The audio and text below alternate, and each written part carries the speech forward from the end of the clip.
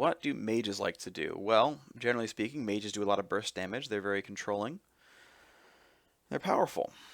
Now there are mages or mage types that want to use Deathfire Touch, and those are people who poke, and that's basically Jace and Varus. Um, there are also champions who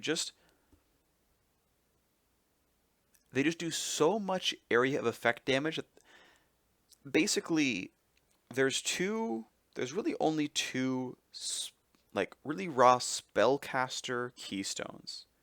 Like there might be things that you want to do because you want Courage of the Colossus for CC or whatnot, or you might really want Storm Raider Surge for the movement, and that's going to be there.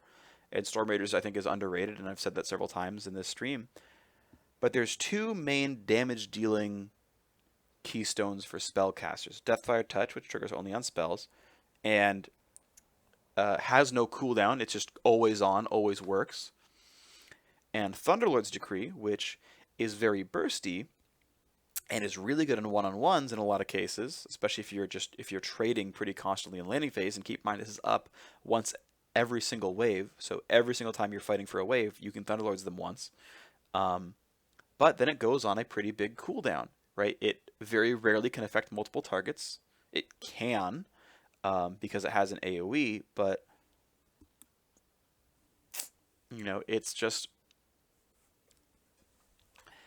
it's very easy to trigger, and it's very visceral, which is a lot of why people seem to like it so much. But it's really not. I don't think it needs to be as ubiquitous as it is.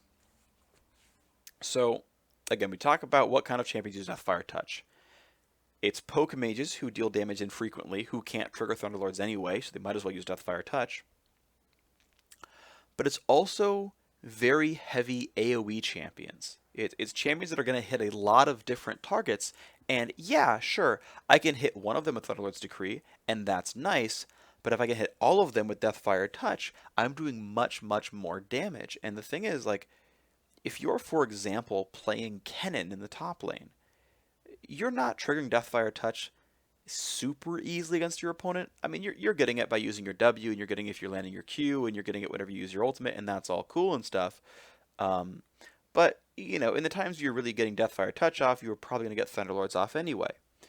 But in a team fight, if you turn on Slicing Maelstrom and you run around, you would Thunderlords one person, or you could Deathfire Touch all of them.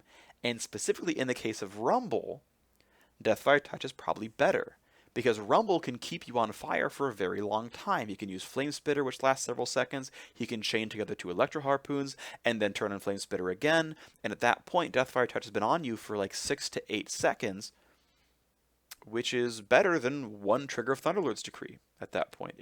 That's now better. And keep in mind, in a big team fight, Rumble's going to hit 3 people at a time, at least, sometimes all 5, with his ultimate, with his Flame Spitter, with everything else that he does. Maybe he's even got a Proto Belt. You're going to hit a lot of people and light them on fire while they're sitting on top of the equalizer. You're constantly refreshing the duration on Deathfire Touch and doing more and more damage. And by the way, they're slowed while they're on the equalizer, so they're not even getting off for a while, and continually refreshing Deathfire Touch, and that's useful. But if that's not how your champion works, then you're going to go for Thunderlord's Decree. And it's up to you how you want to start this. I recommend Savagery, but if you really don't think you need help last hitting, then Wanderer is fine. Runic Affinity, there's several very good mid laners who run Runic Affinity, but keep in mind that Secret Stash is worth 60 health on your very first trip to lane, and that's really good. You can also choose to go Assassin because you're a solo laner. No one seems to do it in professional play, but I think it's still fine. This is really to your taste. Secret Stash is the risk-averse option. It's always helpful. Assassin's probably better. Runic Affinity is probably better. Anytime you get a blue buff, lasts longer. Great. Merciless, sure. With 1 point meditation. I think it's pretty standard. A lot of your damage is going to be front-loaded. You're not going to finish off targets that frequently, but generally speaking, mid laners are building well enough to have good mana pools. They don't need all the 5 points of meditation, but the 1 point helps you do a little bit more and be a little bit more abusive, and You know, maybe in a couple of months we realize that 5 points meditation was the best all along, and people experiment with 5 points meditation and go, actually, this is insane. You should have been doing this the whole time. That might happen. Right now, though, it's not what we're doing. We're doing 1 point because it's nice to have. If you're in the mid lane, there is no chance you're doing anything except dangerous game. You have no access to brush if you're in the mid lane, and you know, bandit's nice and all, but really it's very meh. And then we're going to go precision, we're going to go Thunderlords, right? This is what a spell casting Thunderlords user will use. And of course, hey, sorcery, no surprise. We're probably still going to keep Feast. We're going to do this thing again where we put the 1 point in Vampirism, but really we mostly care about natural talents. Bonus stats, 8 attack damage and 12 AP at level 18 sounds great. And then we finish things off with, well, probably Bounty Hunter, to be honest. It stacks up fast enough, it shouldn't be too hard to do. As a mage, you're often doing everything at once at the very start.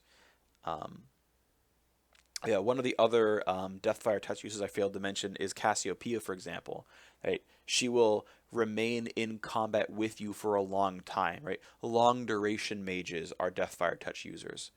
That's something worth pointing out. Or Storm Raider Surge. A long duration mage is also going to be a Storm Raider Surge user because they want to stay in the fight for a while. And Cassiopeia kind of likes movement speed a fair bit.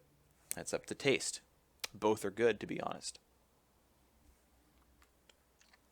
This is a good example. Thunderlord's user. And again, these are switchable. These can be switchable. These are somewhat switchable.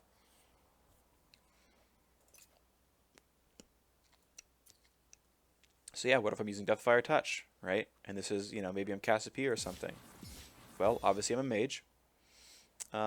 Exposed Weakness is debatable against Feast. Really, both can be good. When I last used this Mastery page, I was playing ARAM, and for ARAM, Exposed Weakness is obviously great. But, we'll go with Feast. Do the standard natural talent with 1 point in Vampirism. If I'm a Deathfire Touch user, I'm going to fight for a long time. So, remember how I talked about this at the very beginning when I talked about Keystones? Deathfire Touch users are, really, it's funny actually. I said the opposite. I said a lot of Deathfire Touch users are definitely not Battle Trance users because you're playing, poke Varus, poke Jace, things like that, poke Jhin. But there are some DFT users who are long duration, and that's the Cassiopeia and the Rumble and things like that. In which case, then you are on Deathfire Touch and on Battle Trance. So I just kind of wanted to point that out real quick. That what I said earlier wasn't entirely accurate in all cases.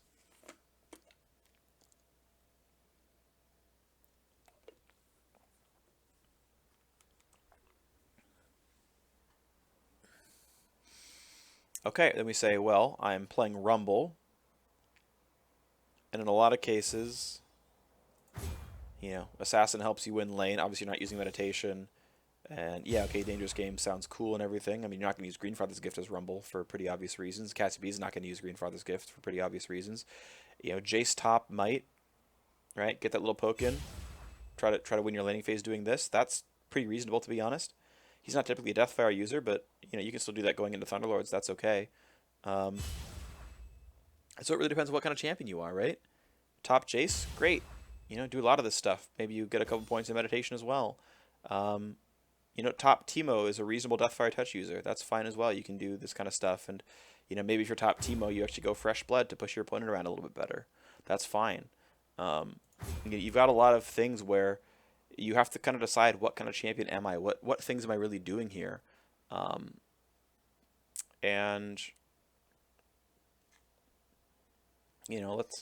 say we're playing Jace, and in that case, well, it's going to be a mid lane page, so let's not do that right now. But yeah, this is a nice mid Jace page, right? This seems reasonable for what mid Jace might want. Well, not Battle Trance specifically. Okay, let's say we're Cassiopeia then. So yeah, these are things that Cassiopeia might want to do. I mean, keep in mind, single target spells counts Cassiopeia's E, so you can last it with Savagery a bit better. You don't have to. You can use Wanderer to roam. That's okay. It's not too hard to last it with Cassiopeia. Assassin just feels good, because you're going to be dueling a fair bit. The mana regen definitely feels good.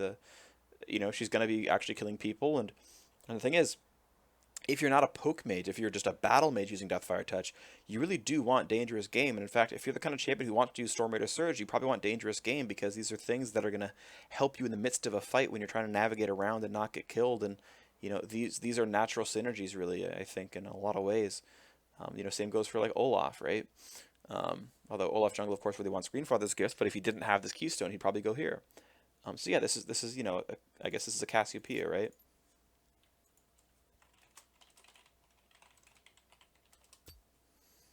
This feels like the kinds of things that you would do on Cassiopeia.